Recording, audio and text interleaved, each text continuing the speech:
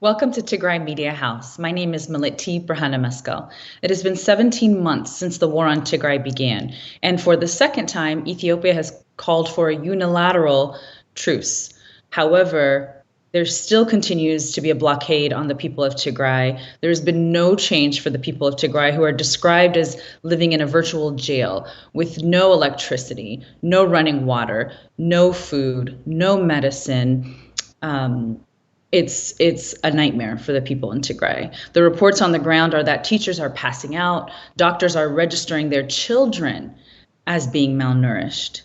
40% of the population has an extreme lack of food. And just this month, we saw 9 Tigrayans burned alive in Benishangul, being called dehumanizing names, while a mob of people watched and did nothing. The international community has been very slow, paralyzingly slow in their response. And that's why yesterday's announcement out of the Senate Foreign Relations Committee in the United States, though long delayed, was a welcome change of events. Here to break this down for us today is Sam Gabru. Samuel Gabru is the managing director of Black Lion Strategies. It's a boutique social impact consulting firm. He has 17 years of experience with political and nonprofit in the United States, and he focuses on East Africa. So Samuel, thank you so much for being with us today. Thank you so much for having me. So I want to jump right into this Senate Resolution 3199, which is now called the Ethiopia Peace and Stabilization Act of 2022. The act is about 31 pages, and I want to read some of the highlights of what's in there. It talks about the protracted blockade and needing to break that blockade. It talks about needing to remove the Eritrean military from Ethiopia. It talks about the external actors and stopping the arms sales that are happening. It calls for peaceful negotiation and engaging with grassroots organizations and making that happen. What are your thoughts in general about the Ethiopia Peace and Stabilization Act of 2022, and why is the very powerful, very well-funded pro-Abiy machine panicking? Well, for starters, this is not a resolution, it's a bill, which is different. A resolution is really a statement. It's a statement from either chamber of Congress or from the entire Congress on any particular issues, similar to the resolutions that were passed last year from the House and the Senate on Ethiopia. This is different because it would carry the full weight of law if passed. And that's why it has some folks concerned and panicking, rightfully so, because this would be a law. And so bill number S3199, now, as you said, the renamed Ethiopia Peace and Stabilization Act of 2022, is a very strong bipartisan bill. It's being championed by the chairman of the Senate Foreign Relations Committee, Bob Menendez of New Jersey, and the ranking member, the top Republican on the committee, Jim Risch of Idaho. And these two gentlemen, along with Senator Chris Coons of Delaware, have been working on this bill really since last summer. So this is quite a product, and it's what was passed yesterday out of committee symbolizes a compromise. There was some horse trading and some negotiations that took place over the last few days to ensure that the bill met the needs of various members of the Foreign Relations Committee. But what they've passed is a pretty strong bill. It really goes after some of the key issues in this conflict, including disinformation, including the supply of arms and money, and also the role of the diaspora, which has been pretty concerning throughout this conflict. And so And then also the bill would mandate, similar to its House counterpart, the bill would mandate the public reporting of genocide, crimes against humanity, and war crimes, which is important because the Department of State has an atrocity determination that they have chosen to shelve. They have chosen not to publish it. And that is a problem because when the United States should be stepping up and calling out atrocities in Ethiopia, they've chosen the quiet diplomacy route instead. I want to talk more about that, but you talked about horse trading. Talk about, there's a part in this bill, and thank you for clarifying that it's a bill, not a resolution. I think that's important, obviously, to clarify. It says governments, organizations, and individuals, including in the diaspora, can be held accountable. First of all, did all of that with spreading disinformation and misinformation, but also in terms of direct support and financial support? As you know, and as many of us know, there have been big campaigns to raise monies and explicitly for armies and militias in, be it Eritrean, on the Eritrean side, or even local Ethiopian militias like Fano. Very explicit fundraisers for these people. So first of all, did all of that make it through with the final markup? And what does that mean, and why is that concerning for people in the diaspora? So the material support piece remained in the final bill. The disinformation piece was amended, courtesy of Senator Chris Van Hollen of Maryland. And so there was some tweaks that were made in the past 2 days, really on Monday and Tuesday, with regards to that section on the disinformation side. But still, the disinformation section still has considerable weight in it, and does go after some of the major issues. But on the material support side, whether it's financing or providing weapons, foreign actors, whether these are countries or individuals, certainly would be held accountable through this law, through the bill. And that's really important because there are people who are profiting from this conflict. There are people who are cheering it on and who are actively standing in the way of a peace process, and that needs to be condemned. And those individuals, whether they are in the Ethiopian diaspora or whether they are foreign countries like Russia, China, and the United Arab Emirates, they need to be held accountable for their behavior. It's unacceptable.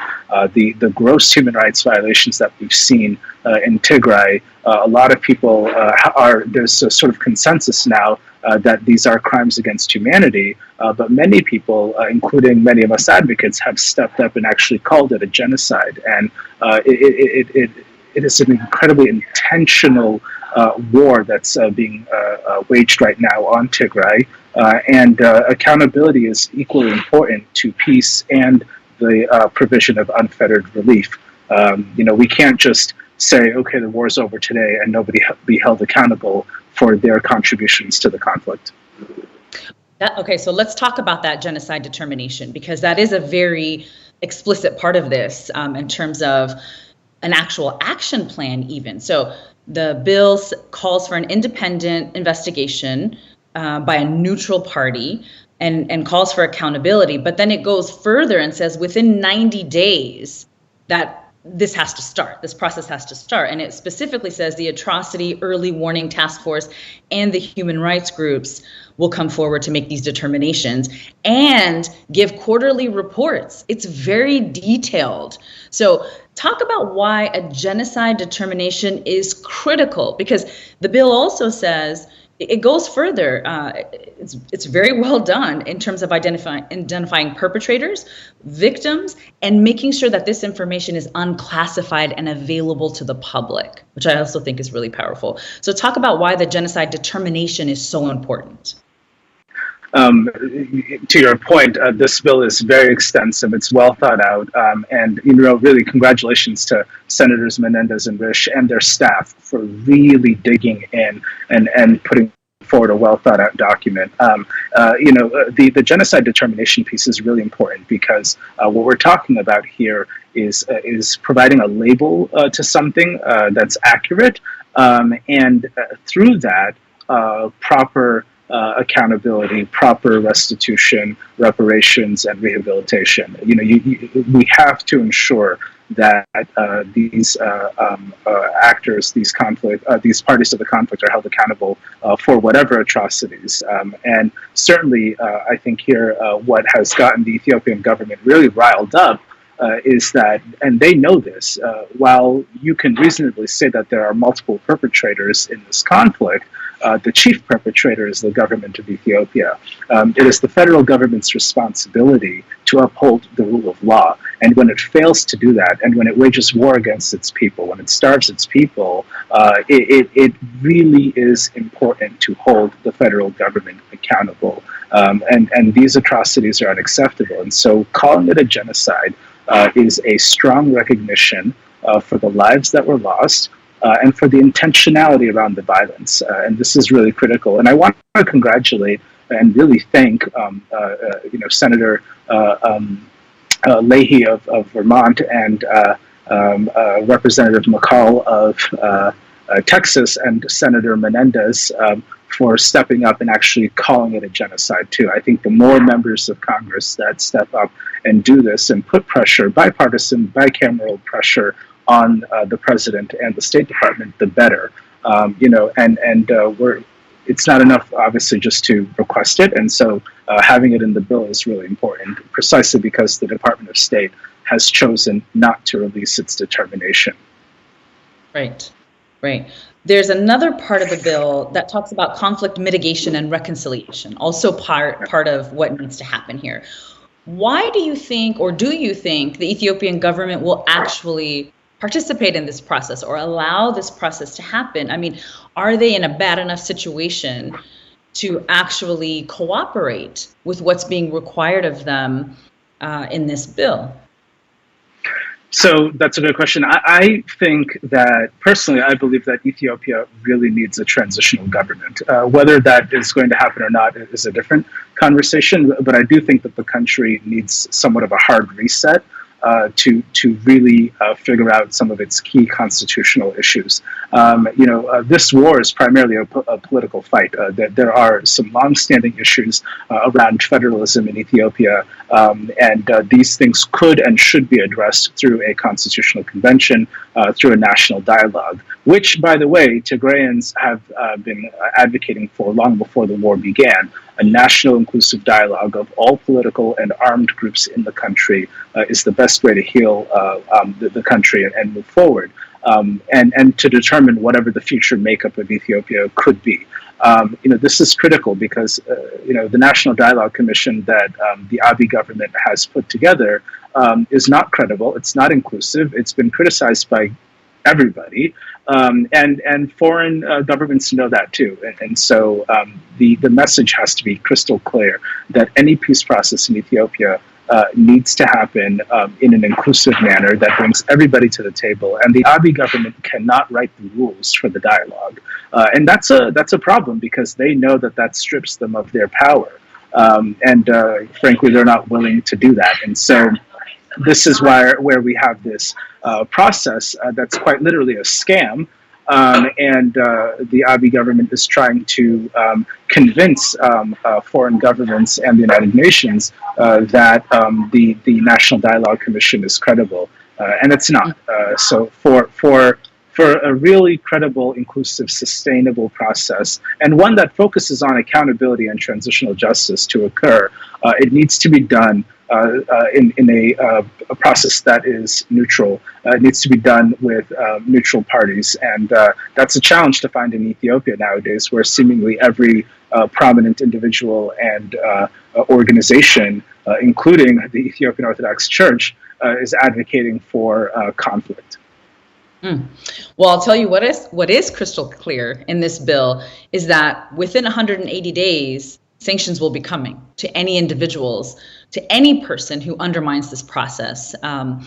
Talk about the significance of, they specifically in this bill call out the drones, the unmanned aerial systems.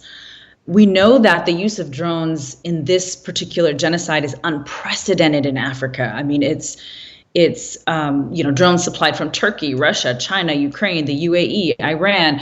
We've heard and just barely started hearing the stories about the number of people, innocent people, who are being killed when these drones are, are dropped just anywhere.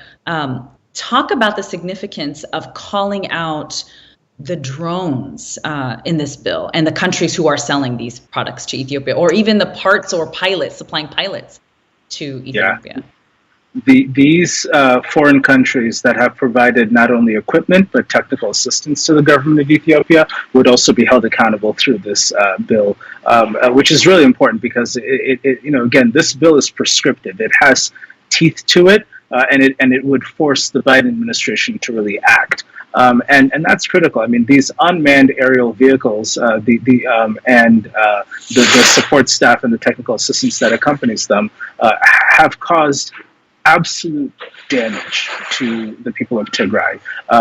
We are talking about a region of at least 6 million people that has been completely destroyed. Any development that has been achieved over the last 30 years has been completely washed down the toilet, and Tigrayans are going to have to start from scratch all over again. I'm talking about every hospital, school, every public infrastructure. It's all been destroyed. And so, holding these countries accountable for their drone strikes is critical. We have seen a lot of reports where aerial operations by the Ethiopian government have attacked civilians, including Human Rights Watch, which just produced a report a few days ago talking about the aerial bombardment that took place on Orthodox Christmas Day in an IDP camp, in a camp housing internally displaced people in Tigray. And so we are seeing that these drones are causing a lot of havoc, and they need to be singled out because those, in addition to the ground forces from the Ethiopian government, the Eritrean government, and the Amhara region, have really played the most destructive role in the region.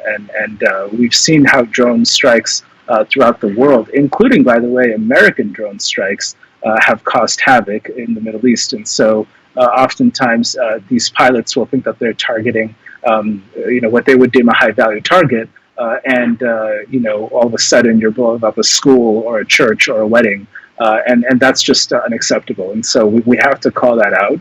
And my fear, and some of the security analysts that I've spoken to, the fear is that this conflict in Tigray is sort of a testing ground, if you will, for the use of drones in these types of wars, and it raises a lot of red flags because we are seeing Russia and Turkey further militarize the continent.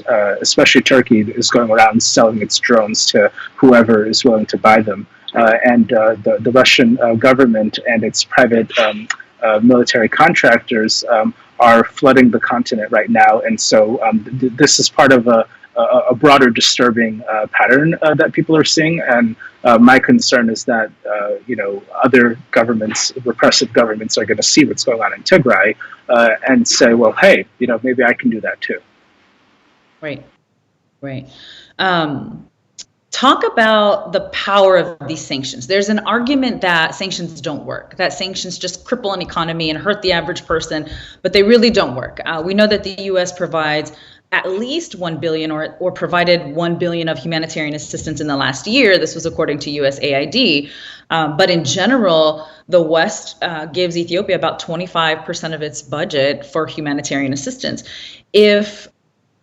Talk about the power of these sanctions. Do they work? And why are they so powerful? I know that if I lost 25% of my budget, I would want to make different decisions, to change that. But talk about that, because the argument is that sanctions don't work. They hurt the average person, and some of that is true. But talk about why this is important. Yeah, some sanctions do hurt the average person. I do understand that argument, but by far and large, targeted sanctions work.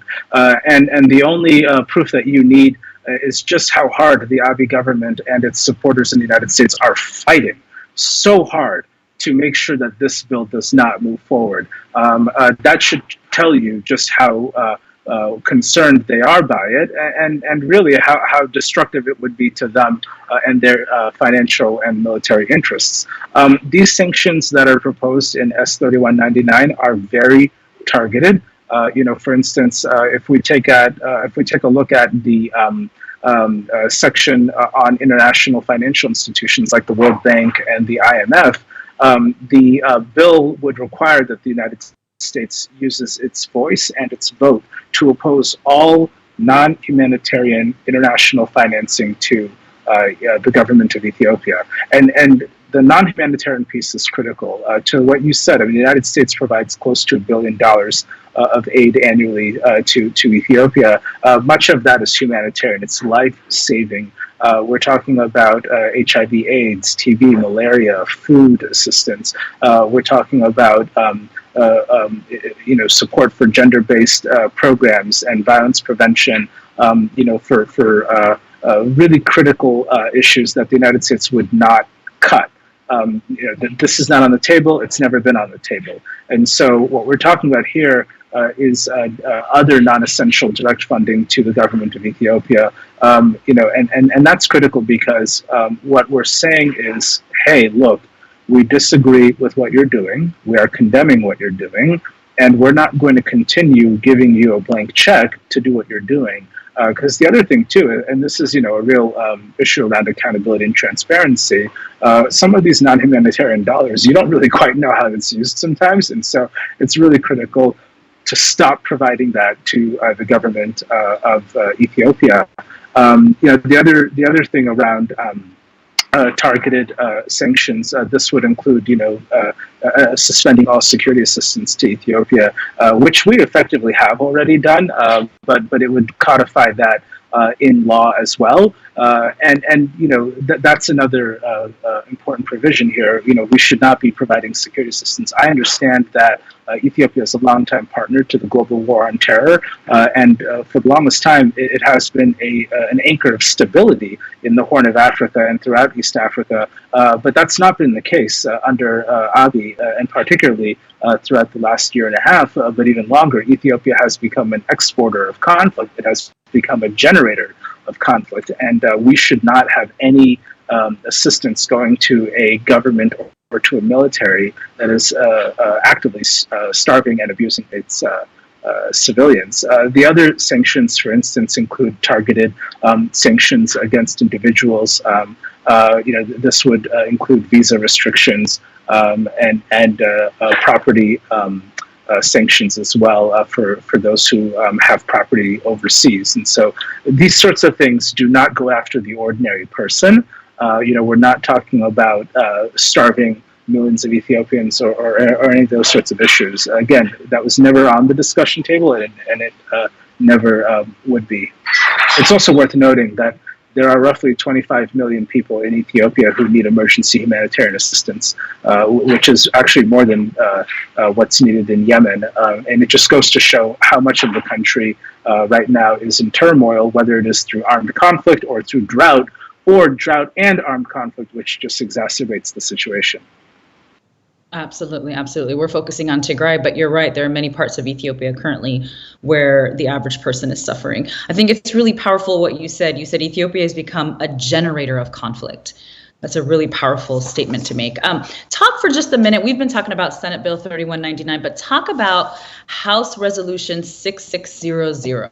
A lot of it overlaps. A lot of it is similar in terms of the language. So HR 6600 says things like we want to end the war, hold perpetrators accountable for human rights violations. We want to promote dialogue. It also talks about, anyone who undermines those efforts or obstructs aid can be held accountable. Also talking about the specific targeted sanctions of military support. Talk a little bit about HR 66. Where is it at? Where is it going? And then just talk next steps with us. Because I think, this is great. The bill made it out of the Senate Foreign Relations Committee. But what are the next steps? We're not quite done yet. Exactly. We are not done yet. That is an incredibly, if there's one thing that I want people to take away from this is we are not done yet. The road did not end with yesterday's passage in committee. And so HR 6600, 6600 is another bipartisan bill. It's in the House. And so, again, a very important distinction. A bill that begins with the letter S is in the Senate, and a bill that begins with the letters HR is in the House. And again, this is a bill, it's not a resolution like we've seen in prior efforts. And so this would also have the force of law if passed. This bill was filed by Representative Tom Malinowski of New Jersey, and by Representative Young Kim of California. And again, another bipartisan effort to call out the atrocities in Ethiopia, and also demand peace relief and accountability for the people. And so this bill is another solid one. Again, it has targeted sanctions. It has the strong support of the chairman of the House Committee on Foreign Affairs, Gregory Meeks of New York. It also has the strong support of the ranking member, again, Michael McCall of Texas. And so that's really important. It passed in committee in February of this year, which means that, again, it received a thumbs up that S3199 received yesterday.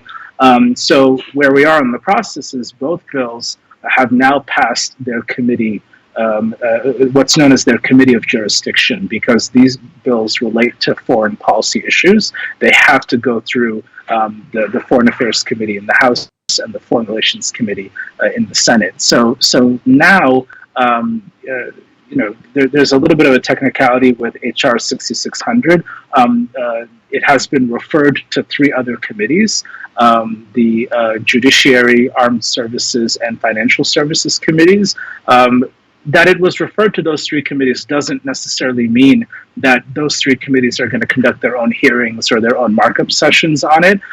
It just means that there are parts of the bill that relate to what those committees oversee. And typically what happens in the House is if the original committee, this being the Foreign Affairs Committee, approves it, the other committees usually waive their jurisdiction and they just sort of let it go through the process. So I'm not terribly concerned about the other 3 committees and what they may or may not do. But now what we have to really do is make sure that as many representatives and senators are aware of this bill, that they sign on as a co-sponsor. It's not enough when you are meeting with a politician just to talk about the atrocities in Tigray. Obviously, that's important and it's gut-wrenching and they have to be aware. But you should never meet a politician and not have an ask. You should never walk away from a meeting and not make some sort of request here. And so the request is simple. Can you join as a co-sponsor for either the House bill or the Senate bill? And hopefully the answer is yes. And if they need more information, then there are many organizations out there that are doing a lot of advocacy work and can provide you with additional information if you need it. But that's what we have to ask them is sign on as a co-sponsor, and will you vote for it if it comes to the floor of the House, if it comes to the floor of the Senate? Because ultimately this is a numbers game. How many representatives and senators can you get to support this bill matters. And what we're going to have to do is really reach out to people across the country and make sure that they're talking to their lawmakers and that they're sharing with them. You know, you opened this segment by talking about the unilateral humanitarian truce that the Ethiopian government declared. They need to know that 5-6 days since that declaration, aid has still not arrived to Tigray. The telecommunications, the banking, all these other critical public services are still being blocked, and people need to be aware of that. The Ethiopian government has a good tendency of saying all the right things and wooing the world and then not following up on it. It's a string of broken promises and outright lies. And so we need to ensure that members of Congress are educated on these issues. But again, you have to ask them to sign on as a co-sponsor to these bipartisan bills and then ask them to vote on it if and when it goes to the floor of the House. So that's your ask right now of organizations that either support Tigray or Tigrayans in general who are working on these issues is, number one, will your local representatives co-sponsor, and will they vote in support of it? Those are the two asks. Correct. You know, we need to make sure that they are co-sponsoring and that they are supportive of the bill. And when they do those two things, you know, it ensures, you know, it's a check, right? You can sort of check them off the list and keep moving to the other legislators. The other thing it's worth also noting about the unilateral humanitarian truce and with the State Department's quiet diplomacy efforts, you know, this is not the first time, to your point, that the government declared a truce, and this is not the first time that the State Department is embarking on diplomatic talks with the Ethiopian government.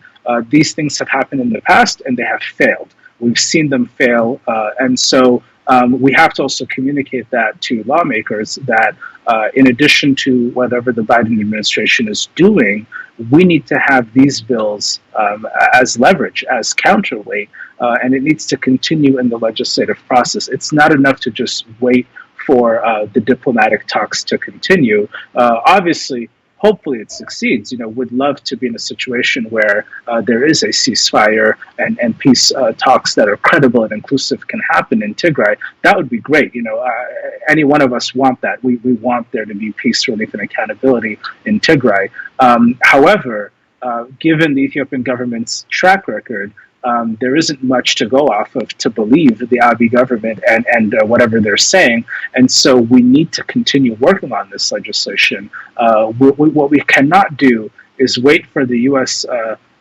State Department's diplomatic efforts to fail and then scramble and try to do something. We have to be ready, and this bill is our effort in being ready. Talk a little bit, and I'm going to let you have the last word as we wrap up here, but talk a little bit about timelines. Like, how do you see this proceeding? Do you see this, coming to some sort of conclusion within a month's time or in a shorter amount of time? I mean, what is our time frame right now? If you can guess on that, and talk a little bit about the power of this moment too. I realize there's a lot of work to be done, but this is also very powerful. We were up against Tigrayans in general and the diaspora and allies of the Tigrayan people.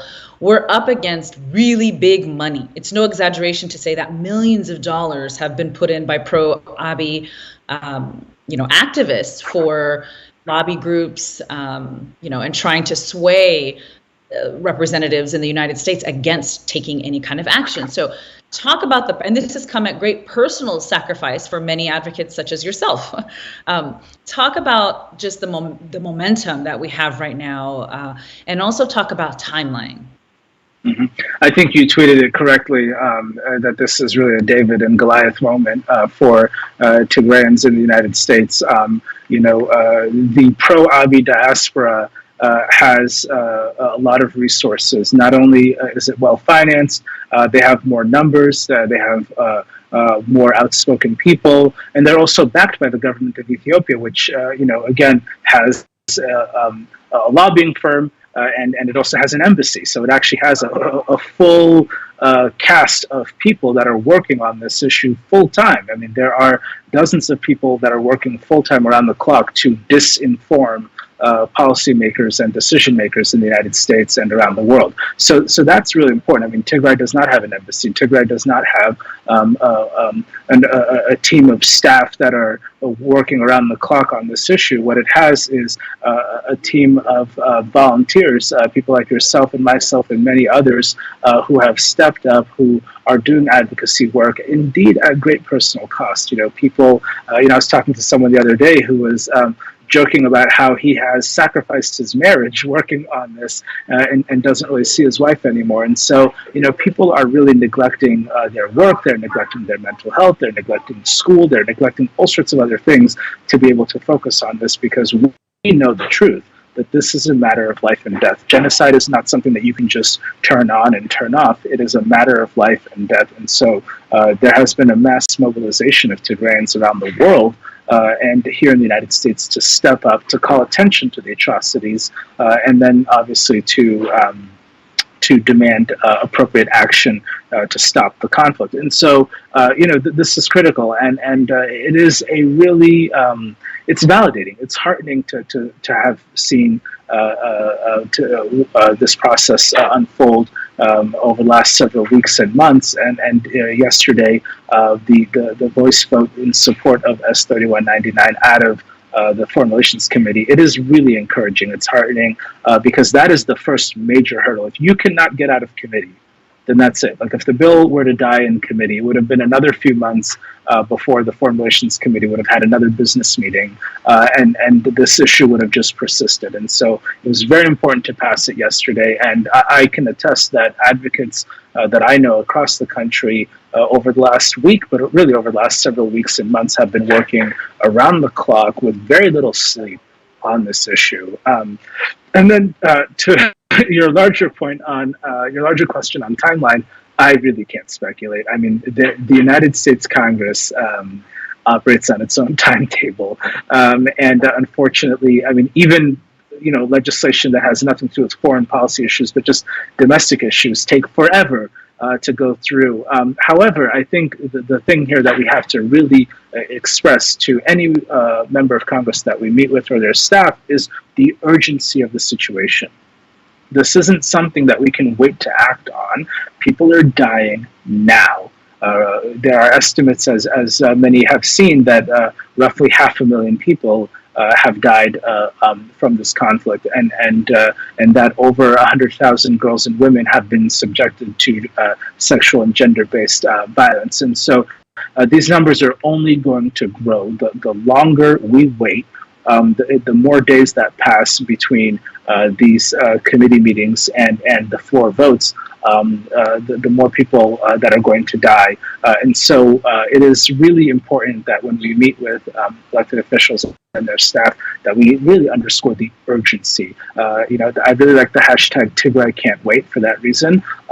This isn't something that we can continue to debate. The atrocities are happening now, and our responsibility to protect civilians in Tigray needs to happen now too.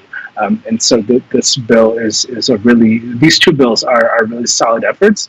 And again, passage from their committees alone is significant, but that is just one part of the puzzle. And so we have to make sure that both the House and the Senate pass this.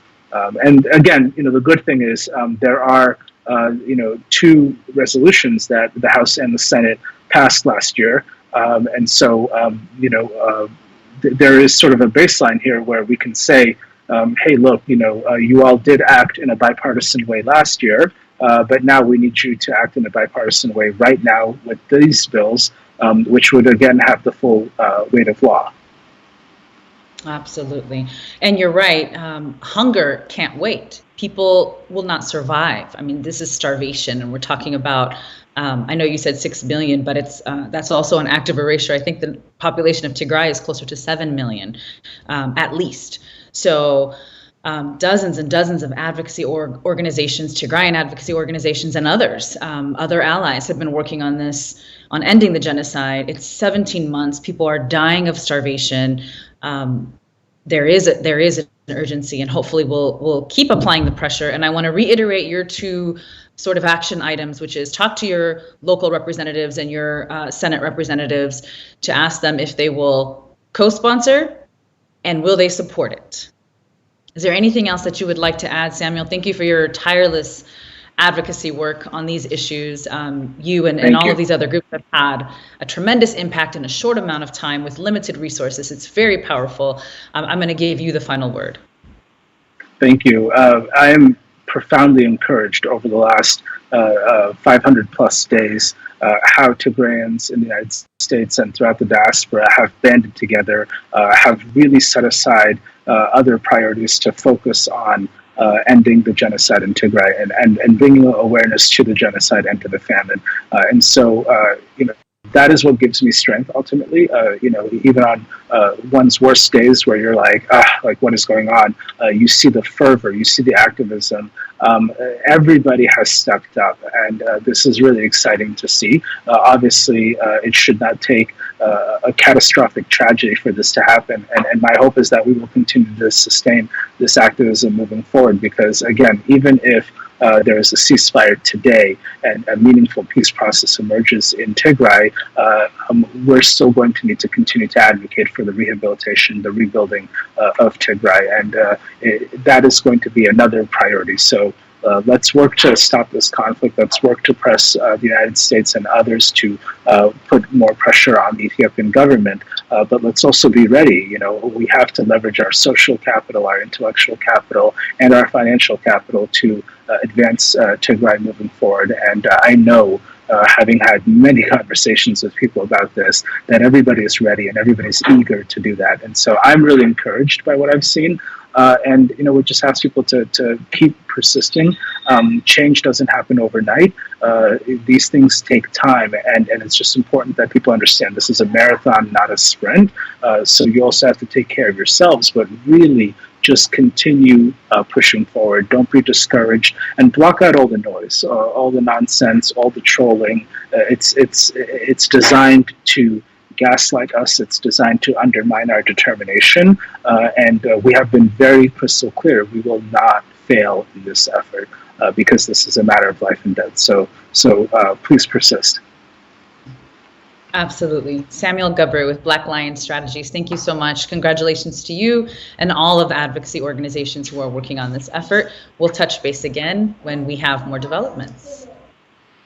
Thank you. Thank you.